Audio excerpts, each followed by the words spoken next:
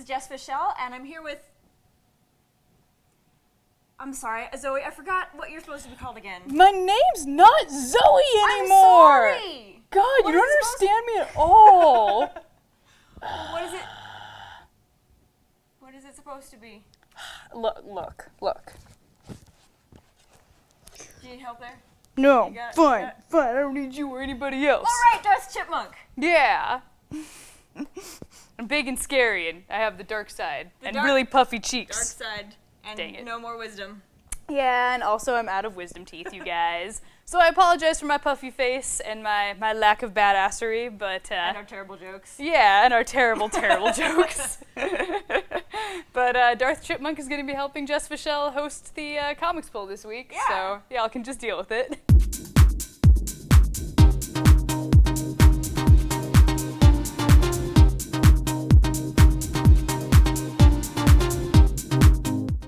Welcome 2016. Yeah! The first poll of the year. It is. Yeah. I will pull them all up with my force Stop. powers. You don't have force powers. Not yet. Whatever.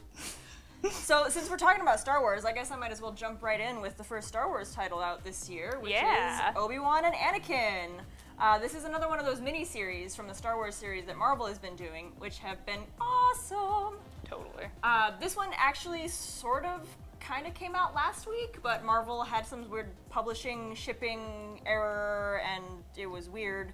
So it went on sale on Friday, but we're going to re-announce it anyway because we didn't get to talk about it last week. So Obi-Wan and Anakin is a 5-part series. Number 1 comes out this week and is being written by Charles Soule with art by Marco Cicchetto, who is the same guy who did the Shattered Empire series. Mm-hmm. And Charles Soule is the one who wrote Lando, which was amazing, and you should all read it. Yeah, Cicchetto, is that what I said? I'm going to say Cicchetto. Okay. Yeah, he does ships so well. Yeah, he's really good at detail. Yeah, Shattered Empire was beautiful, so Great I'm lines. super excited to see what he can do on this one. Yeah, and this story, Obi-Wan and Anakin, takes place 3 years after Episode 1. So Anakin is only about 12 or 13 years old, and he is only a few years into his apprenticeship with Obi-Wan, and they're getting to know each other and testing their limits of master and apprentice. And this is supposed to be a very run-of-the-mill mission. They're going to meet some diplomats and do some sort of escort protection type thing. Jedi things. But they hear a distress call coming from a planet that should be empty. Oh, so boy. naturally they go to investigate. Wonderful. And stuff happens. Awesome.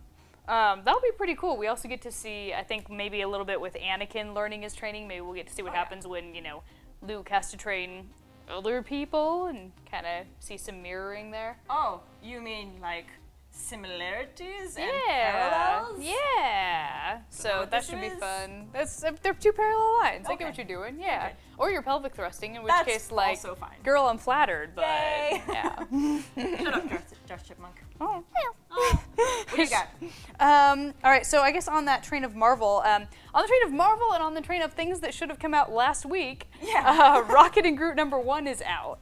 I really like this actually because Scotty Young is doing the writing now, and he brought on a different artist, Felipe Andrade, I believe, to do all of the artwork.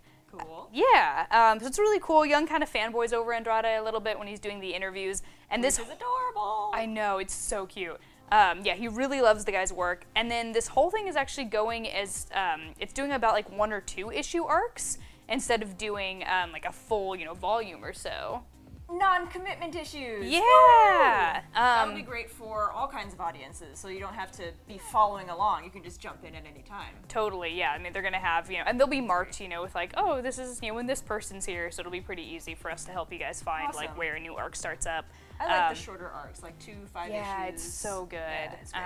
Great for kids, too, if you want to, like, pick something up and kind of see if, somebody likes it. Yeah, it'll be pretty good for that. Cool. Yeah. Next up on my list, I've got Four Eyes Hearts of Fire #1 of 4. So Four Eyes is a series that is being released in arcs, like 4 or 5 issue arcs. So this is the second arc being released, and this is a story written by Joe Kelly and Max Fiumara. I practiced that and I still got it wrong. Okay. Four Eyes is a story set in alternate 1930s New York. And it's about a little boy whose father was a dragon hunter. Wait. All right. just go with it. All right, Just all right, he's a all right. dragon hunter. Okay, in New York, all right. Yeah, and his father dies, I think in the first series, possibly before. And so this little boy has to become an adult and become the man of the house very early. So Right. he's trying to do his dad proud and become a dragon hunter and go out and fight things. And he ends up bringing one of them home because it's cute. So now in this series, in the Hearts of Fire next arc, he's got this little pet baby dragon, and he's going to start training it because that's a good idea. Oh boy, to help hunt other dragons? Yeah. Oh, okay. That'd be great. But I feel like that just says psychological damage written all over it, but all right. I think that's one of the themes of this book Okay. because the artist, I'm going to mess up his name again. Max Fiumara. I hope I'm saying that right. It at least sounds nice. In one of the interviews, he actually said, "I cannot wait to see readers' hearts get broken again." Oh boy, and you said he's the writer or the artist? He's the artist. Okay, wow. Yeah, that's never a good sign. I mean, it's gonna make for a great arc. It will. but- It will. Oh, I boy. anticipate Okay. fantastic storytelling and lots of feels. Awesome. Do you have anything cheerful on that list to add? The best thing I got is Spider-Man and Deadpool. That's always good for a yeah, good for a laugh, definitely. Happy.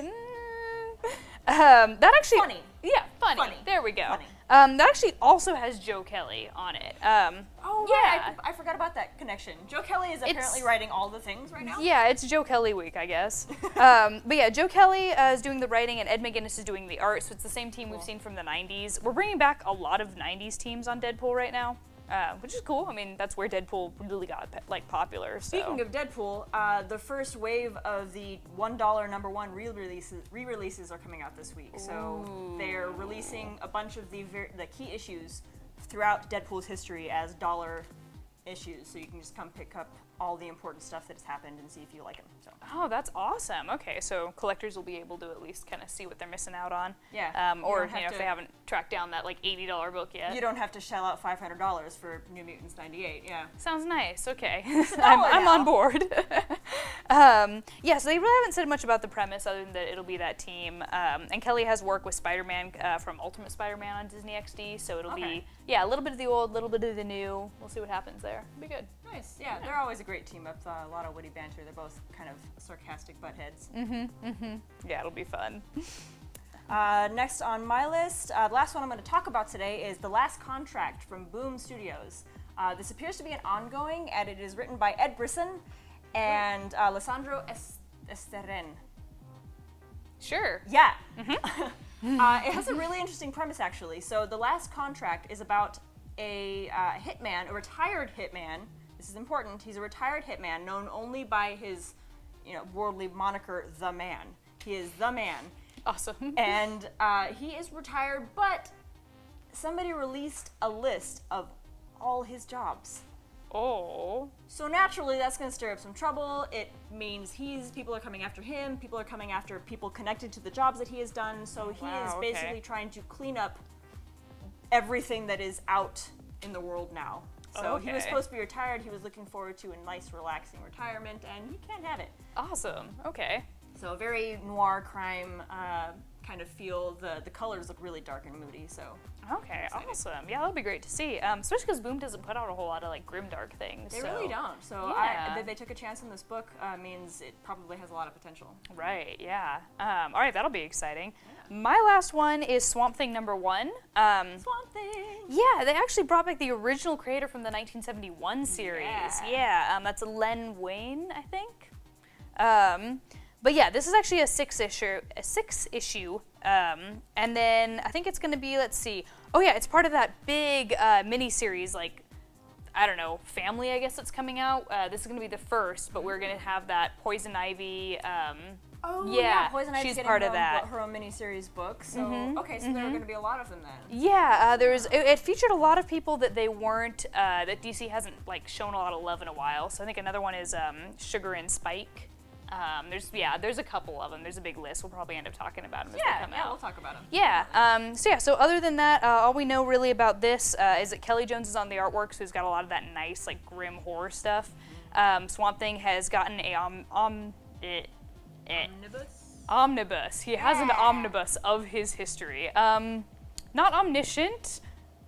Not omnipotent. I'm on pain meds. He's gotten a warning about like some dark magic that's going to be like coming after him. So he has to kind of figure out what that's all about and solve that. And there's alligator wrestling in like the first 3 pages, so you know it's going to be good. Yeah. Because alligator wrestling. Right. I mean, who doesn't love a little bit of that? But alligator wrestling. I'm sorry. It's not my thing. It's so cool. It is the epitome Komodo of man's dragons. potential. Komodo dragons is where it's at. All right. Yeah, I would still put Komodo dragons a little bit after alligators and grizzly bears. Okay. But, All right, you're entitled. You're you entitled. know, to yeah, I your mean, tournaments in the shop every Friday. Yeah. It's a Hey! thing now. You can pay to ship an alligator out here, right? I don't think you can. also, the Humane Society won't have any problem with that. Yeah. Or, law enforcement and all of that. Great. It's fine. There are a few more titles coming out this week that we don't have time to highlight because we're learning how to be short with our videos, sort of, a little Kinda. bit. But A-Force, #1, is coming out this week, and it felt like it's come out, this is its 3rd #1 in a year. But A-Force is starting again. So that's the all-ladies Marvel team. And then there is Spook, #1. It's a 4 or 5-part series, I believe, from Red 5 Comics, who is a very little comic. They're a little tiny publisher. Oh, cool. But Spook it was described as the Bourne identity mixed with the Poltergeist. Okay, I'm intrigued. Yeah. And then there is Uncanny X-Men #1. Cool, okay. So that's Magneto's team. Yeah, all new, all different relaunch for Uncanny X-Men. Awesome. All right, well, I think that wraps it up for this week. Yeah. Yeah, I'm going to go lie down with some more ice, and we'll be back next week. Hey. Hey! Bye.